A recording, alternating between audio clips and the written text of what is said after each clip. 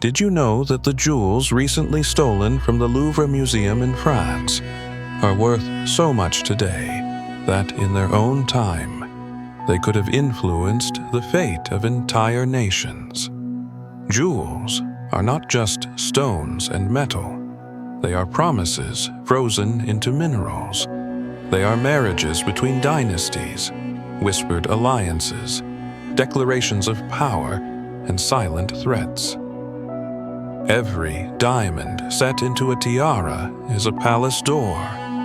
Every emerald is a treaty no one dared to write down. Today, we'll explore 3 stories, 3 parures: the icy blue of sapphire, the deep green of emerald, and the razor brilliance of diamond. Who wore them? How did they change hands? What kind of power did they represent? And if someone held them today, what kind of wealth and influence would they command? Let's begin. Blue fire, the sapphire, parure of Queen Marie-Amélie and Queen Hortense. Picture Paris in the 19th century, a Europe where power isn't only measured in armies, but in appearances. When the music stops and conversation fades, the one thing that still speaks is the Queen's crown. The sapphire parure is forever tied to the names Marie-Amélie of Bourbon-Sicile and Hortense de Beauharnais. Its blue isn't just any blue. It's the color of distant colonies, ancient trade routes, and the Indian Ocean's depth. The diamonds framing those sapphires tell their own story: imperial ambition, wealth extraction, global networks. What did this set symbolize? First, marriages that sealed alliances. A queen was more than a wife. She was the promise of stability. Second, the politics of prestige. A glittering tiara could be more persuasive than 1,000 cannons. Third, the whisper of revolution. Crowns shine brightest when uprisings simmer in the streets. How did it change hands? Through revolutions, exiles, shifts of power. What began as personal property slowly transformed into public heritage. Because when dynasties fall, museums inherit their ghosts. So what was its purchasing power back then? Not just parties and ballrooms. It could secure a diplomat's loyalty, soften a newspaper editor's tone, influence a reluctant minister. Sometimes a single tiara could accomplish what years of negotiation could not. And if a private person owned it today, imagine living in New York's Upper East Side, in a 5-story limestone townhouse, a weekend villa in Palm Springs, children at elite prep schools, discreet membership in private clubs, art auctions at Sotheby's, ski season in Aspen, charity galas in Miami, summers in Saint-Tropez. Its economic translation: luxury, status, legacy. But power is the real prize. Possessing this parure, even quietly, would grant access to rooms where decisions are made, not announced. Green venom. Empress Marie-Louise's emerald.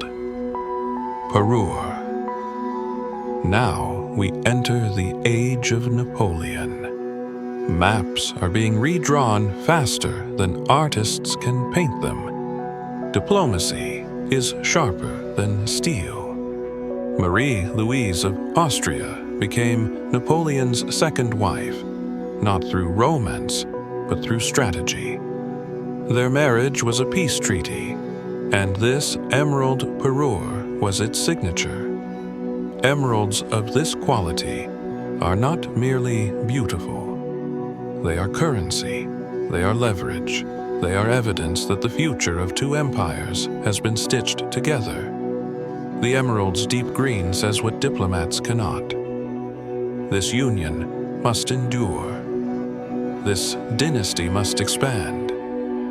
This empire is not alone. What happened to it? Like all crown jewels, it was redesigned, repurposed, sold, and hidden, depending on the political weather. When emperors fall, jewels travel. When coups erupt, jewels vanish into private vaults. Their silence protects their owners. What could it buy in its own era?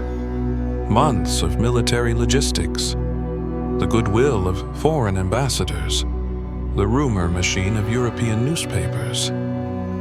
At times, one parure could delay a war or start a marriage. And today, picture Palm Beach, an oceanfront mansion, a country club membership, personal bankers who know your name, children in Ivy League pipelines, a private box at the Met Gala, a museum wing named in your honor, the Emerald Gallery.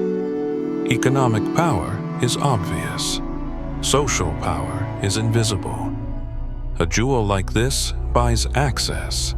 It doesn't ask permission. Diamond shards, Empress Eugenie's tiara and brooches. Finally, we reach the last glow of imperial France. Eugenie de Montijo's era is like a sunset. Magnificent, golden, dramatic, but fleeting. Balls and banquets, poetry and perfume. Photographs freeze smiles, unaware that the curtain is about to fall. Her tiara is more than an accessory. It's the final breath of an empire. Diamonds here do not sparkle. They slice. They reflect the sharp turns of politics. The brooches are not ornaments. They are declarations pinned to silk. And when revolution thundered at the palace gates, jewels became the first things to escape. Why? Because jewels are the perfect refugee. They cross borders without passports. They compress empires into pockets. How did they survive? Through vaults, auctions, aristocratic heirs, mysterious collectors. When kingdoms fall, diamonds don't shatter. They scatter. What could they purchase back then? Silence. A journalist's neutrality. A banker's discretion. A general's hesitation. Sometimes, the most valuable currency in a collapsing empire is not gold, but influence.